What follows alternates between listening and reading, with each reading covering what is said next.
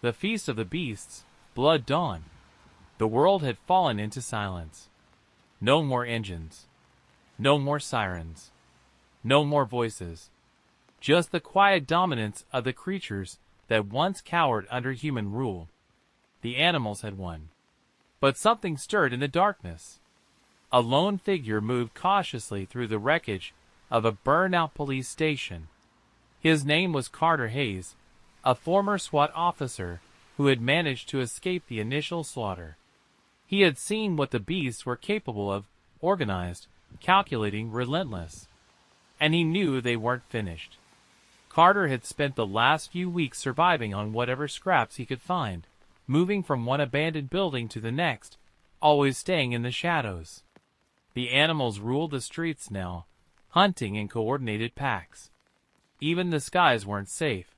Massive flocks of crows and hawks circled overhead, scanning for any remaining humans.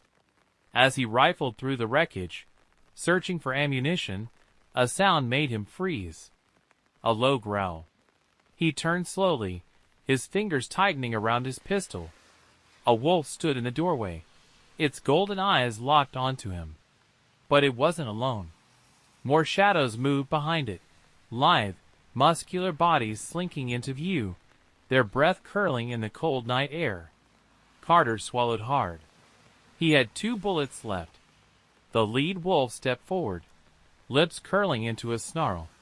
Carter aimed for its skull, finger tightening on the trigger. A deafening explosion rocked the street outside, shaking the walls. The animals flinched, momentarily distracted. Carter didn't hesitate. He bolted toward the back exit, crashing through the door and sprinting into the alleyway. The sky was on fire. In the distance, a military helicopter roared overhead, missiles streaking down into the heart of the city. A fireball erupted where a cluster of animals had been gathering, sending chunks of debris flying. More helicopters followed, and beyond them, Carter saw something he hadn't seen in weeks: tanks. Soldiers. Humanity was fighting back. For the first time in a long time, he felt something other than fear. Hope. The war for survival had begun. Across the country, pockets of resistance had formed. Survivors banded together, armed with whatever they could find. They learned quickly that guns weren't always effective. The animals had adapted, using their numbers and intelligence to outmaneuver human attacks. But the military had begun deploying something new: sonar pulses. A scientist named Dr. Evelyn Marsh had discovered that a specific frequency, one just beyond human hearing, caused extreme distress in the animals. The pulses disrupted their coordination, threw them into disarray. It wasn't a perfect solution, but it gave humans a fighting chance. Carter found himself among a group of resistance fighters on the outskirts of Atlanta. They had managed to reclaim an old military bunker, fortifying it against the relentless assaults. Every night, they could hear the sounds of the creatures outside, claws scraping against concrete, guttural growls in the darkness. They never stopped hunting. One night, Carter was stationed on the wall when he saw something that made his blood run cold. A bear stood at the edge of the trees, watching. But this wasn't just any bear. Its eyes glowed an eerie crimson, and its body was riddled with deep scars, scars that had healed in ways that defied nature. Behind it, more figures emerged from the darkness. Bigger, stronger, smarter. The animals were evolving. The final battle wasn't just for survival. It was for the future of the planet. As dawn broke, the resistance prepared for their last stand. The animals came in waves: wolves, bears, lions, even creatures that had once been docile like horses and cows. They attacked relentlessly, their tactics eerily precise. The humans fought back with everything they had: flamethrowers, explosives, the deafening pulse of the sonic weapons. Carter led a strike team into the heart of the city, where Dr. Marsh had pinpointed the source of the animal's strange intelligence. They suspected something, someone, had triggered this mass uprising. It wasn't just nature reclaiming its place. It was something worse. As they descended into the ruins of a research facility, they found the answer. Cages lined the underground lab, shattered glass and dried blood coating the floors. The experiments had been going on for years. Tests on brainwave manipulation, forced evolution, genetic modification. The government had been trying to create animals that could be used as weapons. They had succeeded, but they had lost control.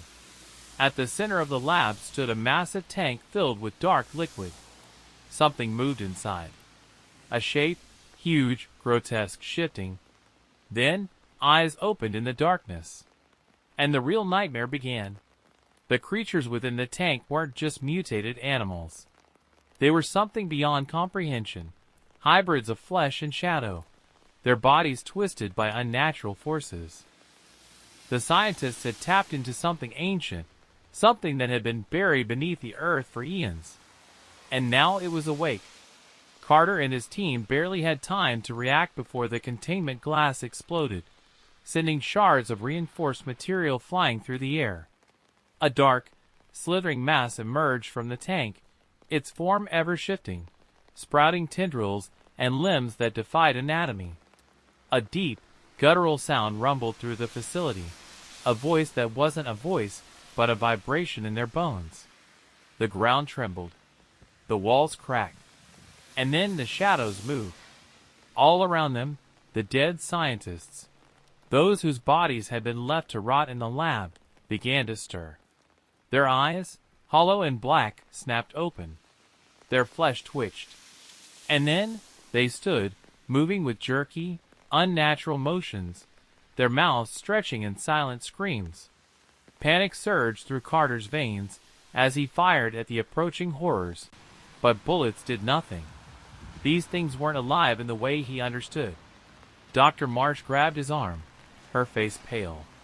"We have to destroy this place now!" Explosions rocked the facility as Carter's team planted charges.